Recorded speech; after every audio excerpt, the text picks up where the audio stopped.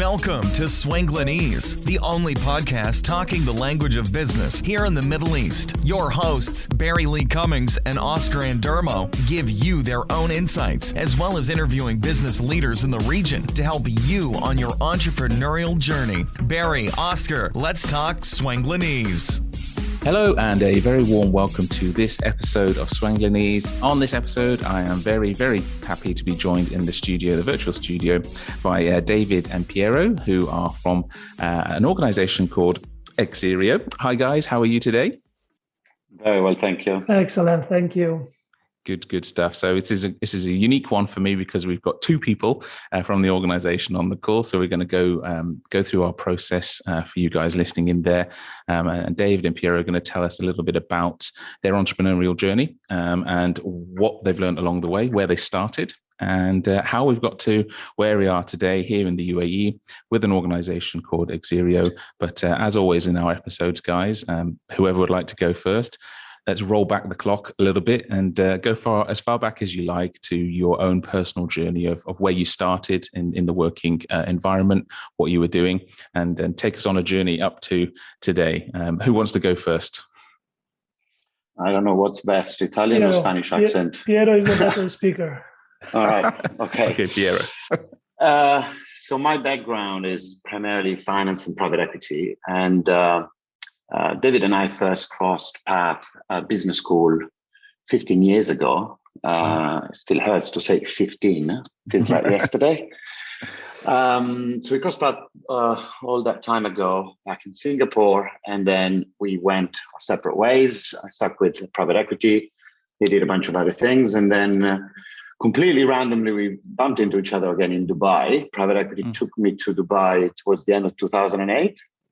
Right. I believe consulting took David a few years later to Dubai, and we happened to be in the same building. So we caught up and basically just reconnected and remained friends for a little while. Well, we still are, but not just friends.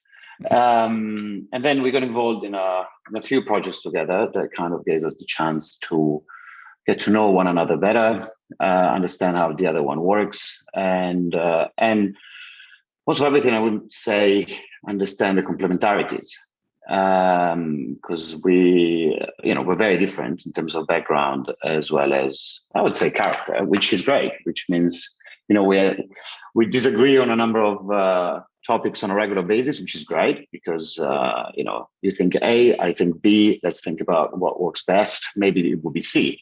That's not a solution that you wouldn't be thinking about if both were thinking A or B.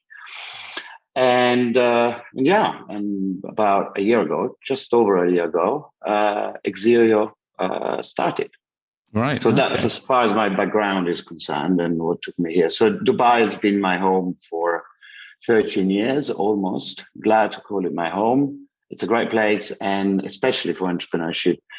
Almost on a daily basis, there are news hitting the screens of support initiatives, all sorts of ways that Dubai is putting in place in order to attract, retain, and promote the development of this fantastic place into a new forward-looking place, as it always has been.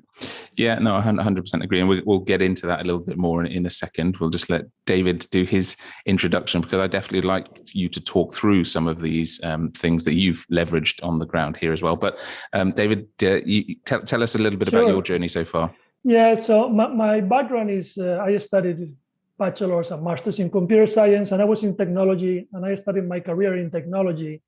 But this was a long time ago when being in technology wasn't a cool thing to do, and it didn't pay well. So I went into business and management because that's what pay money. So I did a long career in consulting, mostly in finance, which I really like. And then several years later, this thing called fintech started. So I decided to put one and one together, the professional experience I had in the finance world and my passion, which is science and technology. So I started getting involved in fintech, and I've been doing fintech and startups for a few years until the culmination, which is now Exirio. I mean, I say all these things because with hindsight, it's very easy to draw a line and say this is how it worked. The truth is, in every step of the way, I had no idea what I was doing. And every time we just do whatever we think is the best next step. But here we are, currently very happy with our new venture. Excellent. And how long have you actually been on the ground here in the UAE? In Dubai, I think 7 years. 7 years. I'm also enjoying the benefits of the new world. I'm becoming a bit of a digital nomad, so I do tend to travel as much as I can. Yeah. But yes, still Dubai is my home. His home, yeah. No, and it is, as Piero sort of mentioned there, it is a place that lends itself to the entrepreneur, to offering the opportunity to start something.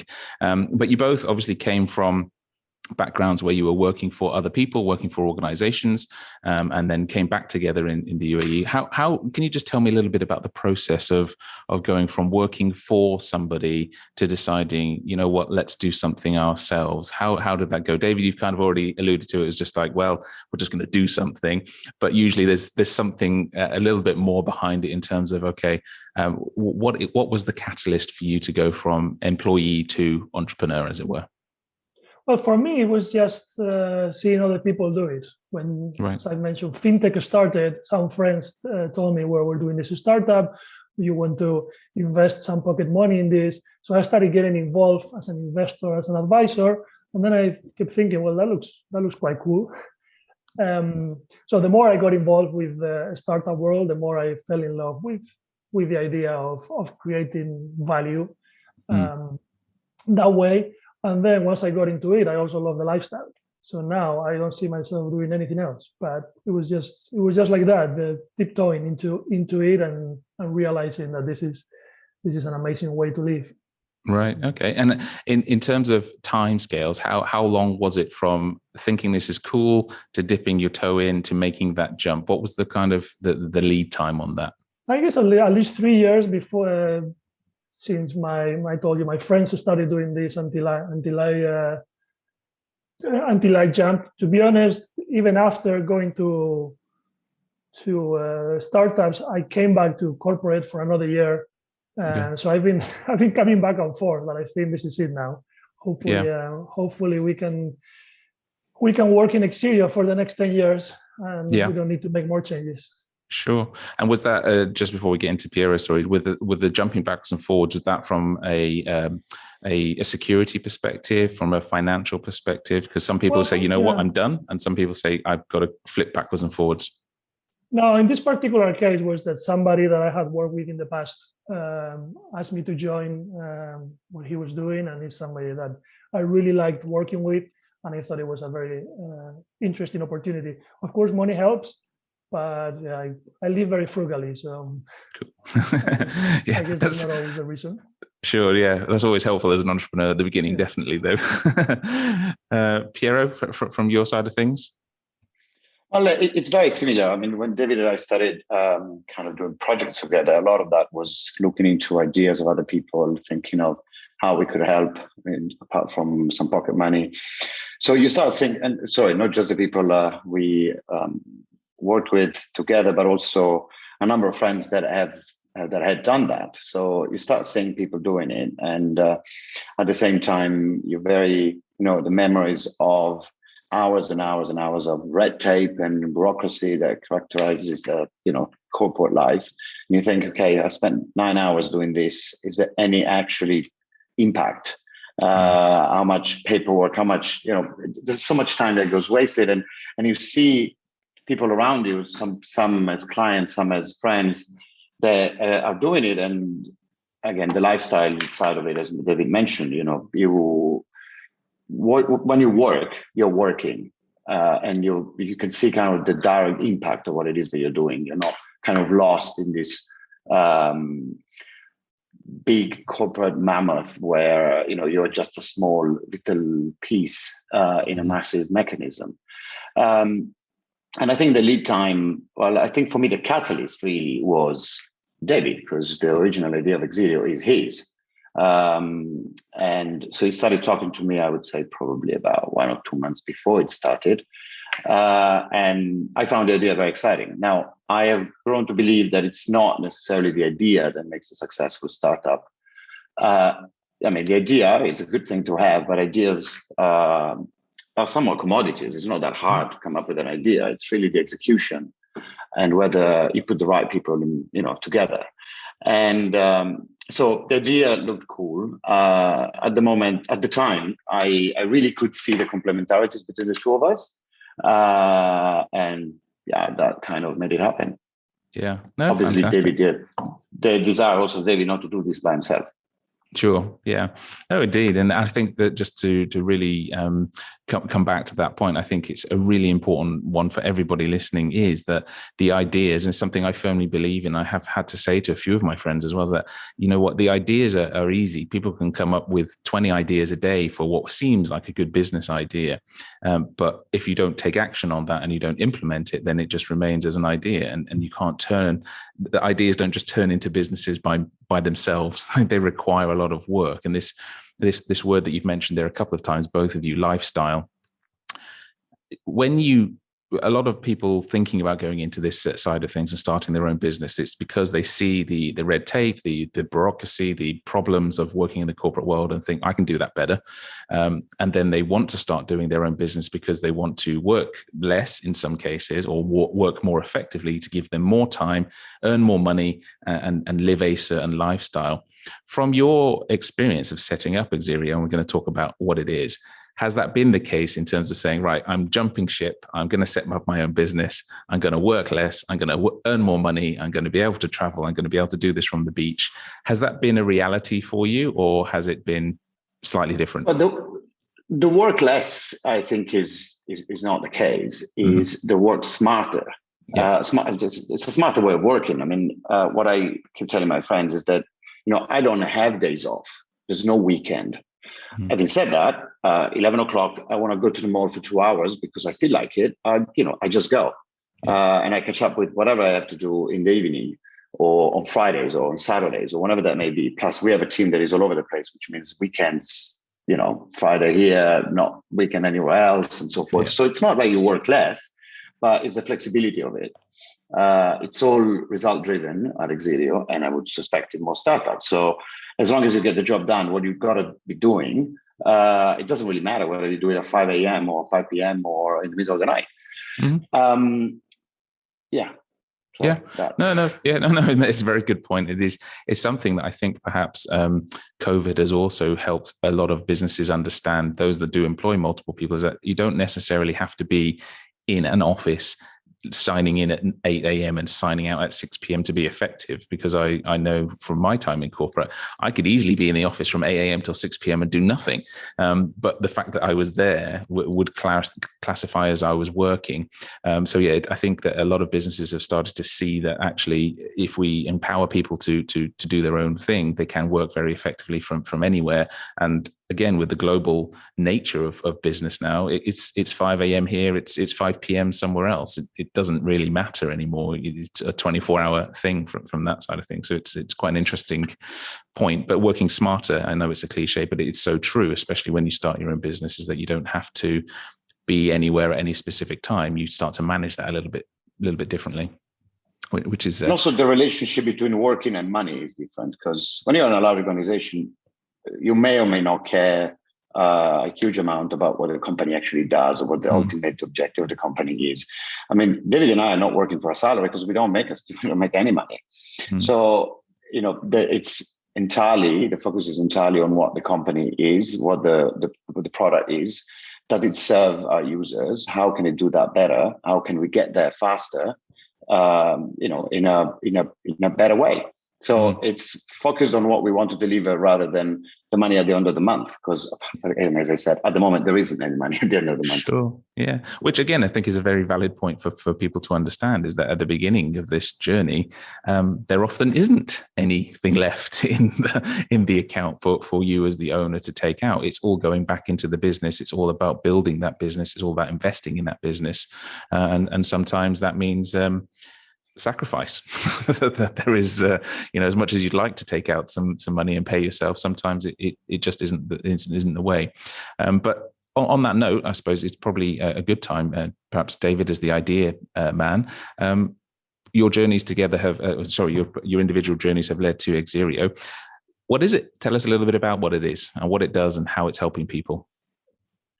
Yeah, good. So Exirio is a tool to track one's wealth and investments. So this started because as expats, us and all of our friends were having a similar issue, which is I have money here, a bank account there, an investment over there in euros, in dirhams, in dollars. And I don't know how much money I have. I have no idea how my investments are doing. This bank sends me this report. This other bank sends me this report with different metrics. I don't know what this is. And asking to all of our friends who would have some kind of wealth, 100, 200, 500,000, 1 million, all sorts, say, well, how do you manage and track your wealth? 100% of them would say, I have a spreadsheet. Right. So then what's the point in the 21st century to be doing this on a spreadsheet if everybody is having the same pain point? And that's where the idea came from. We did look at things that exist out there, and there are a few solutions out there, but they're mostly domestic or the national. They work in one currency, and that's it. If you have wealth or an investment portfolio that includes several assets, several currencies, there wasn't anything good out there. So we decided to build it, and that's it. That is the problem we're trying to solve. Right. Excellent. And that's a culmination, I'm assuming, then, of both of your financial backgrounds and then your tech in interest from that side of things. So is this something that you guys have built from the ground up technology wise? It's a completely proprietary to you guys? Yes. I mean, we do use third parties when it makes sense. But yes, we started building this from scratch. At the moment, we are 15 people in the company, and I think 12 are in technology. So the developers and technologists are first-class citizens in the company, and that is how it's going to stay. Yeah, which I think is very smart for the future as well, because the technology is leading the way when it comes to that side of things. Out of interest, just because from a personal interest, we do some software development and so forth. How long was the process from initial idea for what you needed to do to version 1 minimal viable product to get out there for testing? Well, the MVP, when we put it there and said, users, you can use it, I think it was 3 months. But let's be honest, when I look at the app we have now versus the first product, I'm not surprised that nobody was using it. So when we said, okay, go ahead and use it, no, you cannot use it. But I think when did it become a thing that we were proud to tell people, yes, you can put now all your money information there? I guess 9 months is when it became a real thing. That's still pretty quick, actually, I think, from that side of things, in terms of getting it to that stage, which is pretty impressive, especially when you're solving a problem that is unique to expats as well. It's something that I've encountered over my life of traveling around and being an expat as well, is that sometimes what's available to you because you're not in your home country is really limited. It's really not great, and in many cases it's really expensive, especially when it comes to things like insurances and things like that you're almost punished because you've decided to make this decision to go and explore the world a little bit and see what's going on. Most financial institutions, especially since the global financial crisis, are not very interested in the expat segment, because it comes with a lot of compliance requirements, a lot of costs. It's difficult to keep track of them. They move, they change. So it's a segment of the population that is not really catered for. So that's why we decided to build it, and don't worry about the cost because it's completely free as well. Right. Okay. So completely free to the end user. So this leads out nicely into into sort of the next question, if you like, because for a business to be a business and to be successful, you have to generate revenue. Are you comfortable talking about how Exirio will do this in the future? How you're going to make it sort of a revenue generation, if that's the idea, or are you guys just the ultimate philanthropists that are doing this to help everybody?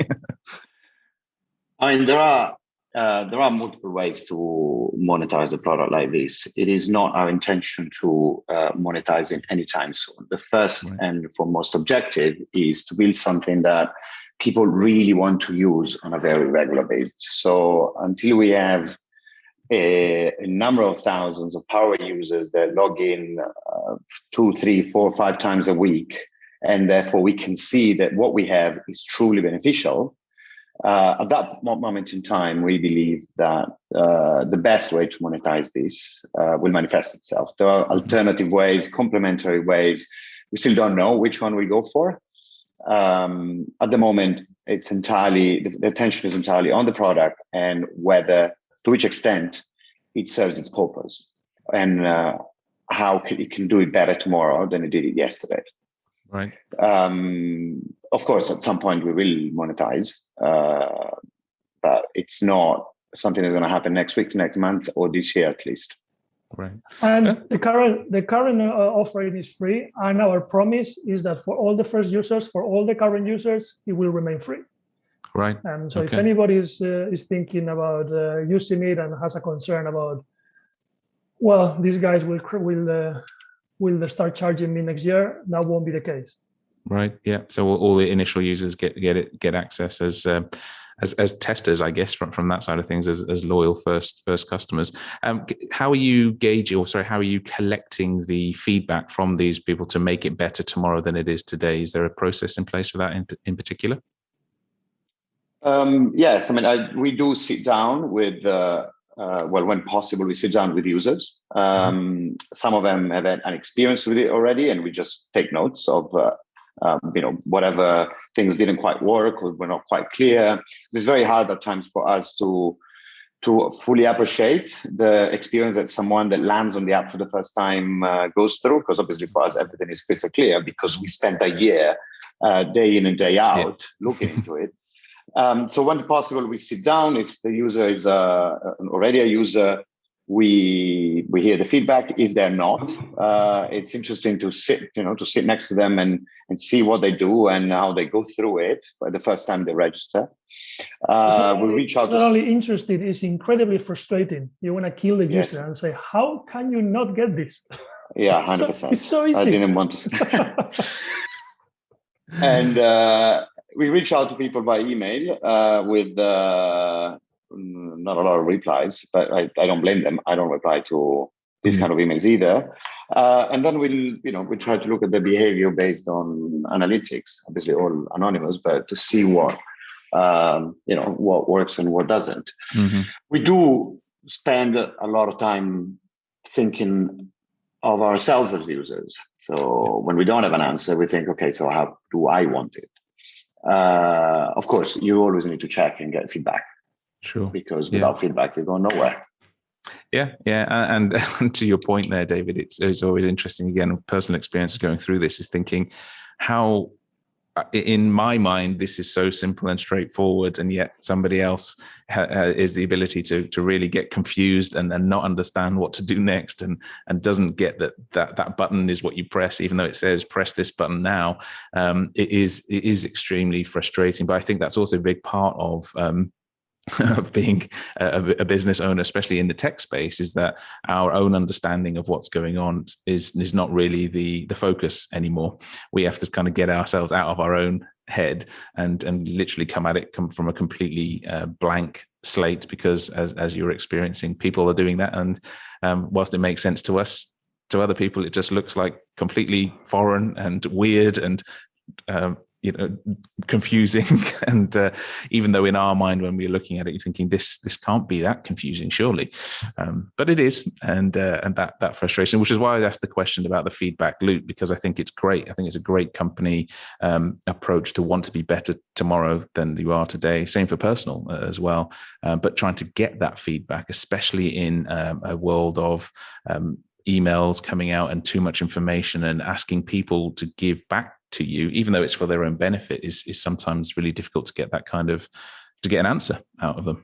Yeah, and on that point, I think both David and I really agree that we don't want to pester our users. We don't want to, the last thing you want, at least the last thing we want, is I sign up for something because, I don't know, I've got to take a look. And then from that moment on, I get emails and emails and emails and emails. Like, we don't do that. We don't do that because, if you're interested, great. We will send you an email when you register. We'll send you an email a couple of months later, but we're not going to start pestering you because we don't want to be pestered. Yeah.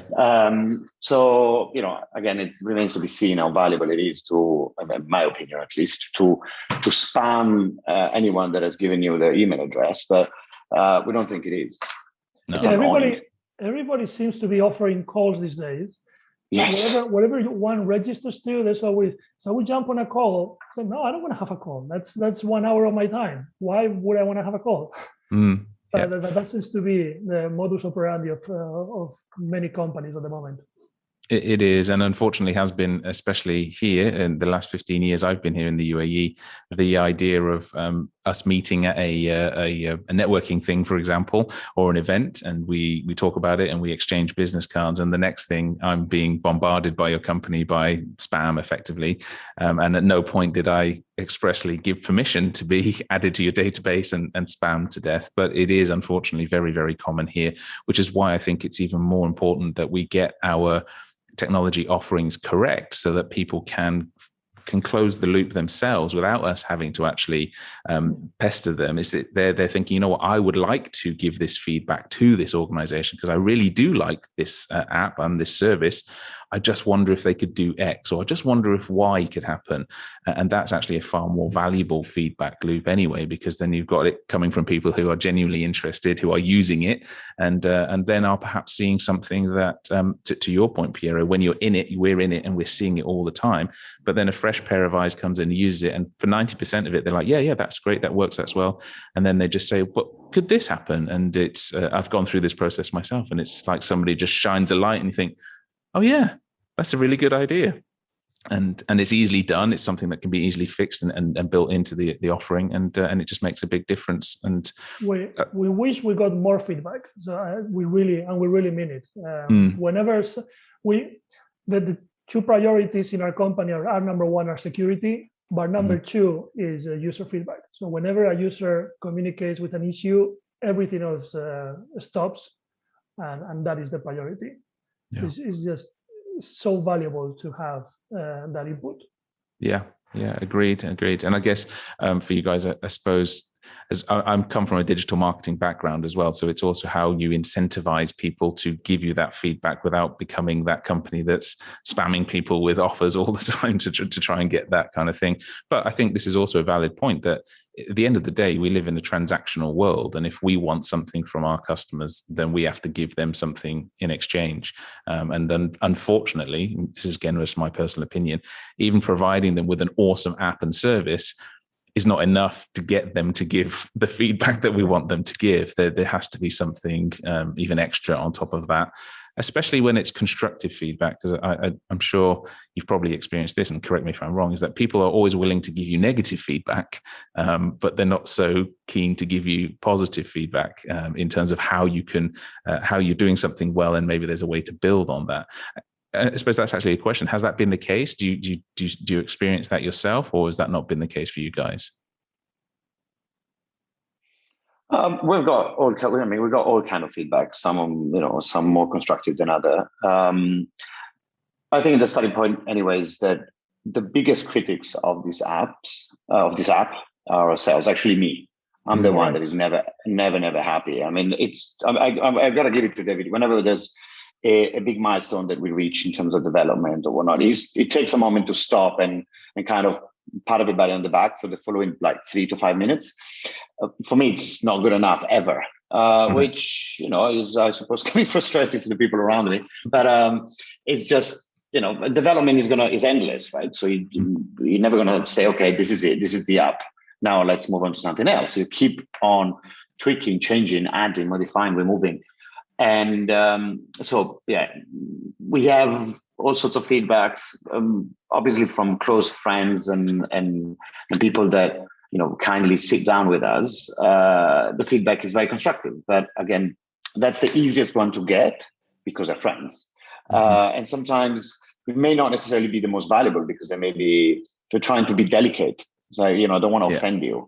While we say in every possible language, be brutal. If you think this is rubbish, yes, great, it's rubbish. Tell me why.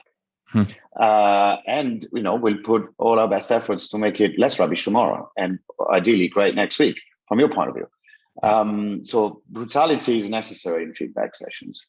Otherwise, it's pointless. Yeah, no, 100% agreed. I think that there's also a very good point that you've made in there for a lot of potential entrepreneurs, is that it is easiest to get feedback from friends and family, but it's not always the best feedback to get, because there are people that want to not hurt your feelings and make you feel good about it and say, yeah, this is great, this is fantastic, it's the best thing ever. But actually that's not helpful when it isn't.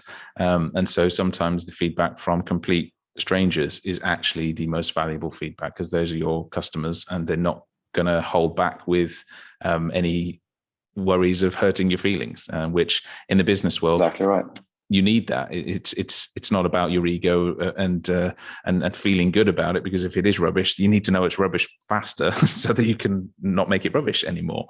Exactly right. Or decide that, you know what, this was a good idea, but in implementation, something's not happened correctly because the feedback that we're getting is it's not fixing the problem. And that's also very important, is that the only way you can put something into the market and be successful is you've got to fix something that's an issue. You've got to fix somebody's problem of what is that problem. And if you're not doing that, then you're not in a business. That's the other point that I sort of try to make to people, is that sometimes that these things are good ideas, but then even in implementation, they're not a business, they're a hobby.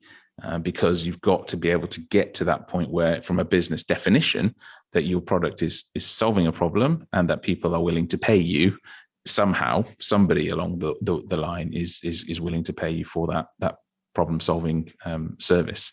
And so this is, again, I harp on about this a lot in talking with guys like yourselves, because you're doing it, you're turning this into something that's going to be again, from what I understand, this is going to be your business moving forwards for the next 10, 15 years, however long you want to be in it. And therefore it's got to sustain you as well as an organization, as your employees, and also as yourselves, at the end of the day. Whilst there might not be so much in the bank account to take out for yourselves right now, at some point there needs to be, because otherwise, again, we're not in business, we're providing a philanthropic service, perhaps. But from Exirio's perspective, you've come a long way. You've built this thing. What is the actually, before we get into this future, let's go back a couple of steps. Piero, you mentioned something about here in the UAE, the services and the environment that is geared towards helping people like yourselves build a business. Did you actually take advantage of any of those sort of programs and so forth that were on offer? We haven't yet, because as a matter of fact, we're not yet structured as a corporate. Right. The focus has been since day one, all time and money goes into the development of the product.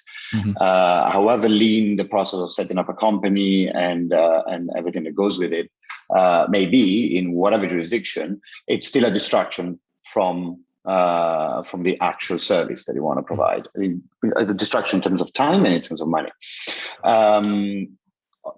It's something that we will do very soon. Of course, the moment in which we're going to fundraise, therefore take external investors, there's no other way. Or whenever employees have stocks that vest, and so whenever it's not just the two of us, which is going to be very soon, there's no way around it. And I personally haven't explored the details of all the programs that I read about, but I'm very pleased to see that, especially since COVID, there's been, but even before, but especially since COVID, there's been an acceleration of initiatives willing to support the development of Dubai and the UAE in general as an ideal hub, not just for fintech, but for innovation. Yeah. But hold on, we did get some credits from Amazon Web Services. So let's say thank you. Yeah, we did. That's true. And we that's do need more. Through, we do need more, because we spend a lot on technology, but I bet, we did get a bit of help there. Well, that's always good. And it's actually just AWS is one of those things where if something, when you come to your price point, what you're offering is free at the moment. When it comes to pricing with AWS, that's probably one of the most complicated pricing structure matrices I've ever come across, in terms of trying to figure out exactly how much it's going to cost you to do what you want to do, because of how they structure their pricing with locations and servers and everything. It's a minefield. And again, it's I don't know, is that something that you guys found, or they weren't particularly helpful with us, but they've obviously been pretty good for you guys in terms of helping with the technology background? Well, they were helpful in giving us the credits, and the technology works very well. But the truth is that AWS work in a very organic way.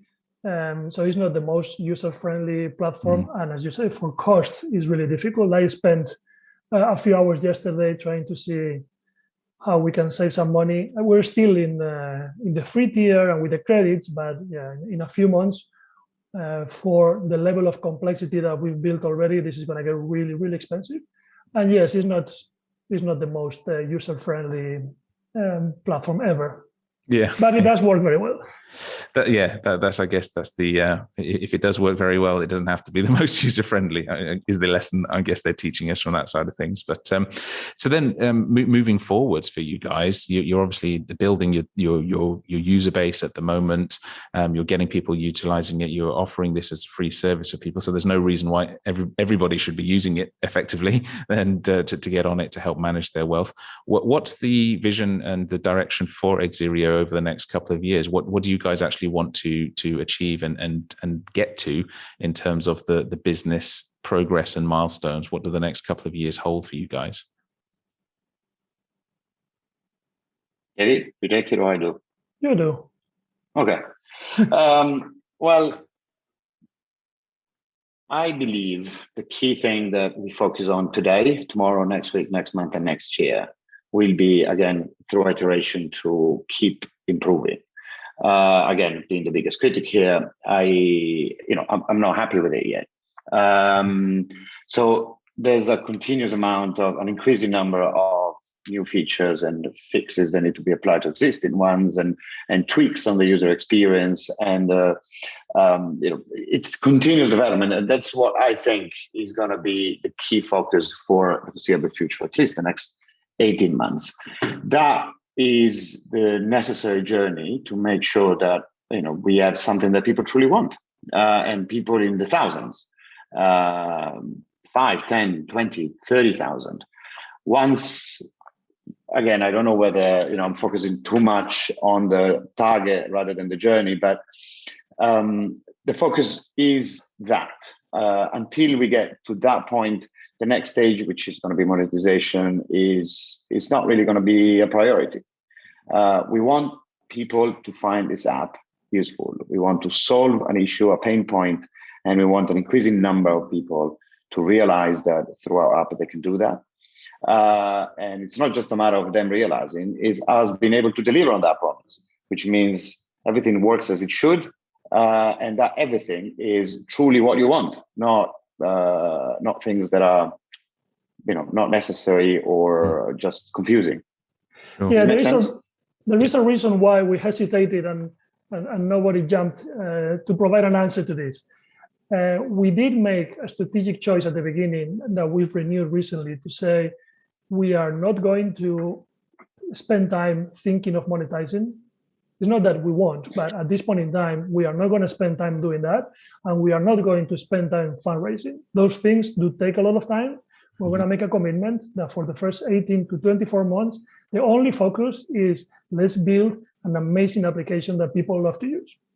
It has to work amazingly, and it has to be a pleasure to use. Once we get there, we'll worry about the next step. The long-term vision is that we want to help people have a control of their finances, and the very long-term vision is that we want to help people with their freedom, starting with financial freedom. And in order to get to financial freedom, you need to save, you need to invest, and hopefully retire early and do what you want to do with your life. That is our mission. How do we get there? Well, first, we build an app that helps people do that. Step 2, I don't know. Yeah, no, and that's also, I think, a valid point for anyone on this journey, is that you don't have to know everything. I think a lot of people focus on you have to build your business plan, you have to have everything mapped out, you have to have everything planned down to the T. Again, I'm not saying that's not a good idea, but sometimes, and not sometimes, every time, those plans change. They always change in terms of what you have to adapt to and move towards. And I think that it's a very valid point that sometimes you don't have to know everything when it comes to this. Or maybe in 1 year we can have another podcast talking about how we should have had a plan. It was a terrible idea and a terrible strategic choice. Yeah, time will tell. Time will tell, yeah. But I think, like I say, all joking aside, that you obviously, having got to the point that you're at now, you have a plan. There is a plan in place. There is an execution plan. It's being executed. It's going along. But I think it's also very, very, very important that there's sometimes it's okay not to know what next is, because you're very involved with what's going on now. I think also, just to come back to something that Piero said, there is a lot of value in enjoying the journey, but I think that you also have to have the end goals in mind, which I think comes back to the first thing that you guys actually said, is that the ability when you start a business, if it's not going to be just yourself, is to find somebody that has complementary skills to you, but also has the bits that you are missing, so that when you come together, you form this cohesive thing, so that you can actually have these different forms of opinions. You've got somebody focusing on the areas that you don't like to focus on, and that other person is focusing on the areas that you don't want to do or can't do. And having those kind of people in place is really essential, because I think a lot of people go into business with people that are exactly the same as them. And then, to your point, Piero, you end up having the same conversation, you have the same ideas, you think it's the best thing, but you never get that other viewpoint coming in saying, but what about X? And I think that's something, again, from what I'm getting, and correct me if I'm wrong, that's, you guys have that dynamic in terms of being able to do we that. disagree multiple times a day. Yeah, okay. And we're not shy about disagreeing. And I'm always wrong. But you always get it your way. Also, the wrong way, but I get my way. Yeah. Yeah, because you continue, you insist on your point too long, and then I was like, hey, fine. Yeah, I'll just do it. Yeah, but it's really important. I think that the ability to disagree daily, multiple times, and then still be able to move forward to what needs to be done is actually a really, really valuable and important part of perhaps picking a business partner. Would you agree? Yeah, and to make it more concrete, I think where we tend to disagree is when somebody gets really creative and say, I want to do that, and I want to add this feature and this other feature, and I want the app to do B, C, and D. And that tends to be a killer in early stage startups, because resources are limited. So we always need to go back and say, okay, fine, that's very interesting, but we need to focus on the 2 or 3 priorities. That's it. And that's where most of debates end. Say, yes, I agree with you. Yes, that's very interesting, but no, we're not going to do it now. Yeah, I feel somewhat dragged into this.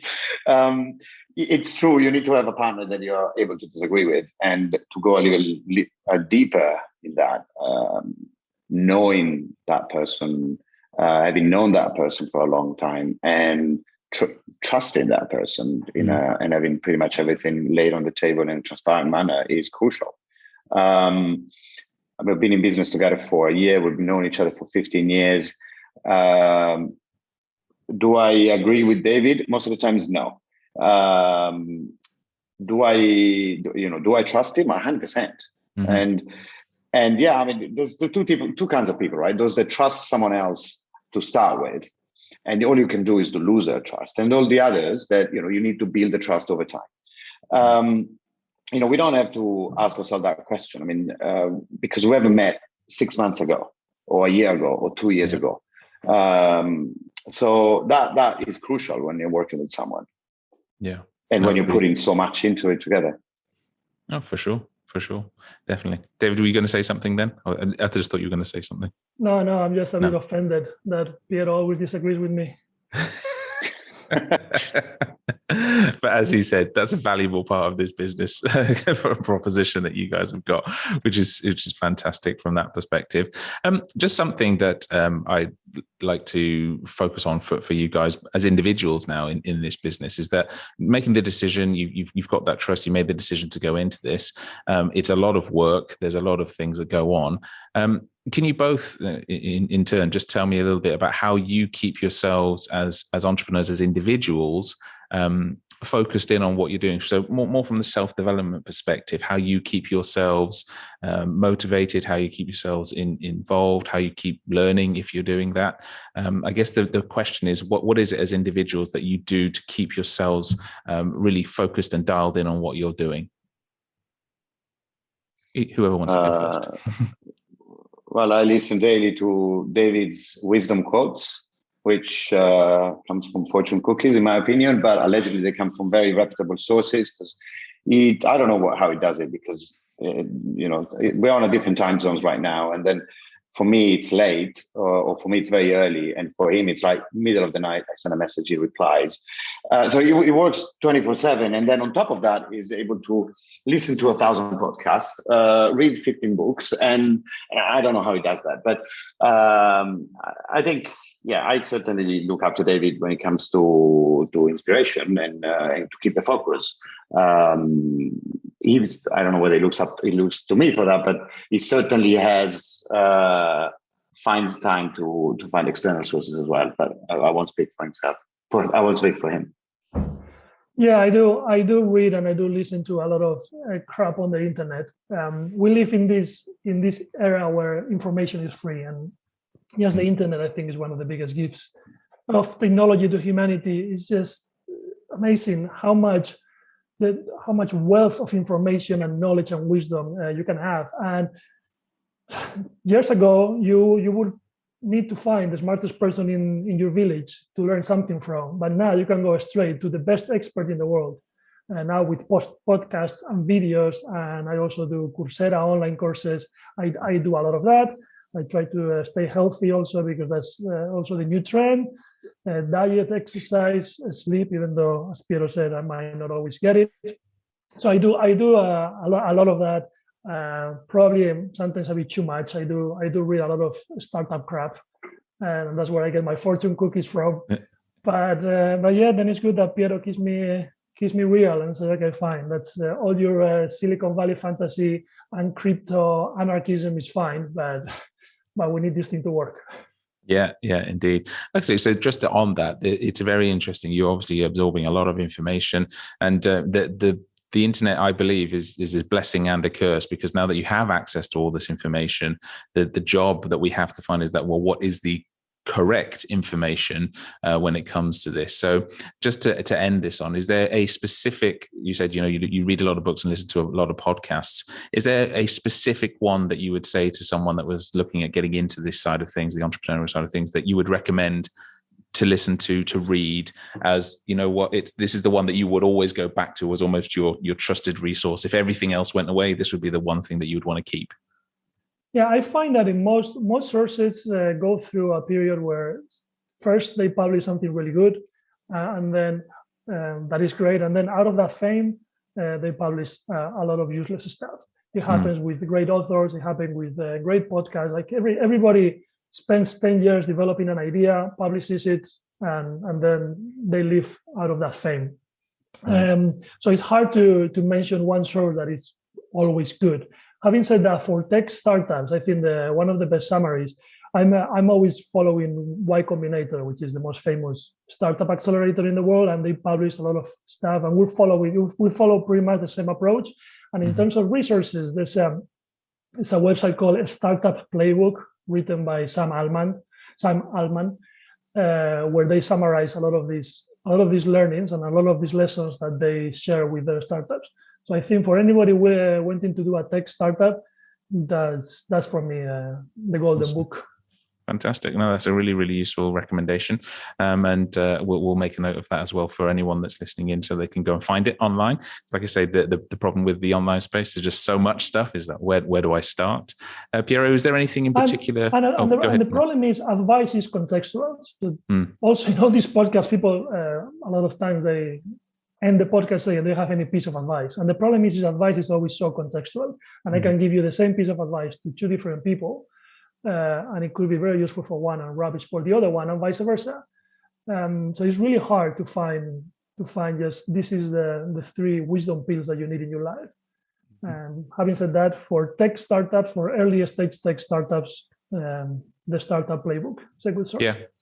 No, that's a great one, like I say, and you're absolutely right. It is contextual. What I think is quite important is that if everybody is sort of sharing their own experience of how they've taken other people's wisdom and implemented it, then people can also then contextualize it for themselves, because that's all they can do. They can take it and apply it to their specific situation, because everybody's is different. So it's a very good point. But if there's learning points out of these things that can be sort of generalized, if you like, then I think that can be quite valuable for people, because there's obviously a base level, and then you take it and implement it into your own scenario. But Piero, was there anything that you had in particular that you would say, you know what, definitely read this, definitely do that, definitely talk to this person? Any specific thing that you would say or recommend to people? My fortune cookie dealer on this call. Speak to David. yeah, you can reach him out. All his contact details on our website. And while you're at it, why don't you register? Yeah, good idea. Good advice, and a great way to end this particular episode. That's good marketing, Piero. That's good marketing there. Thank you very much, guys, for taking the time to be on this. I really appreciate it. Thank you very much. Thank you. Thank you. And to everybody listening in, thank you very much for tuning in. As always, if there's anyone else that you would like us to have a chat with, then please do drop us a line at wishlist@swenglanese.rocks.